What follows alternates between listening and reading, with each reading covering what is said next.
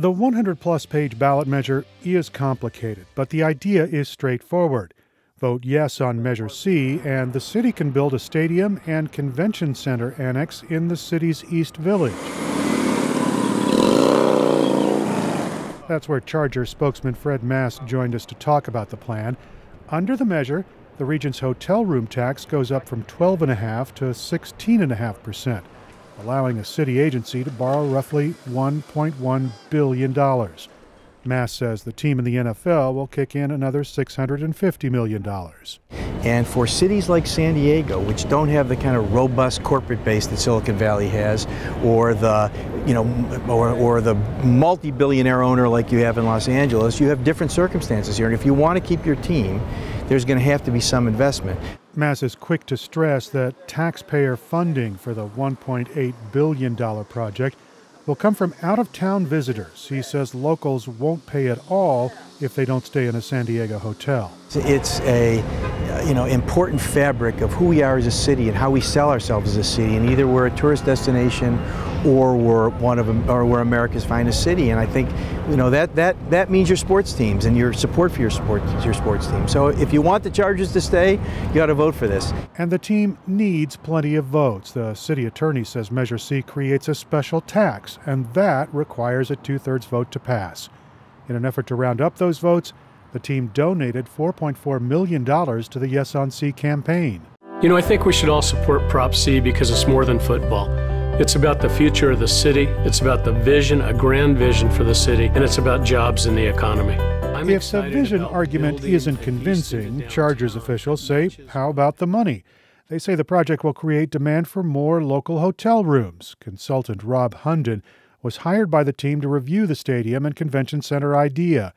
He says the project will generate $750 million in new hotel room revenue over 10 years. I started out as a skeptic, and so the more we got into it, we realized that, hey, this is a smart idea. They're not going to be overtaxing. They've got a pretty sound proposal in front of us from everything we could tell. But San Diego hotel owners balk at the sharp room tax hike.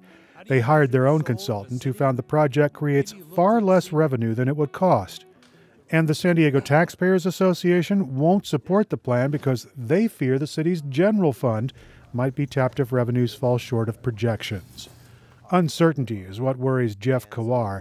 He works for the city's independent budget analyst, which has a mandate to review every ballot measure's economic impact. And we've seen scenarios where the project cash flows, in other words, the TU tax increase, is sufficient to cover the project-related cost, some of the tourism marketing funding that's promised, and ultimately would flow some revenue to the city's general fund.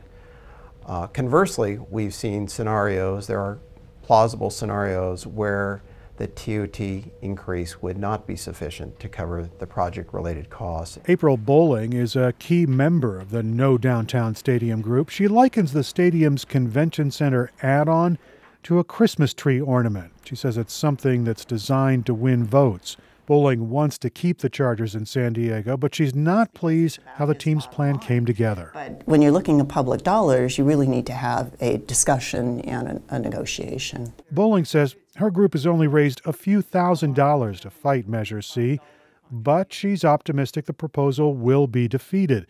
She says most people already know how they feel. This is not a measure, I don't think, where people need to have it explained to them. Sometimes there are very complicated measures that are on the ballot that people don't quite know what to think about them, and so they need education.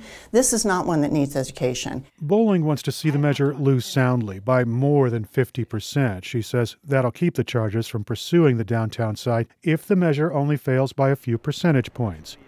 Chargers consultant Fred Mass, meanwhile, says the team is focused on maintaining its relationship with San Diego and its fans. And it's the way they teach their children values about teamwork, or the values of players like Antonio Gates or Phillip Rivers, or people who they're proud to have their kids wear their jerseys.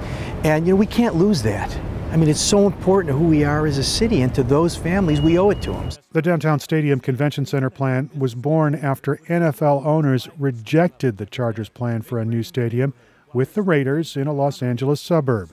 The team retains an option to move to Los Angeles after this season. But right now, Chargers officials say there is no plan B because they're only focused on passing Measure C. Erik Anderson, KPBS News.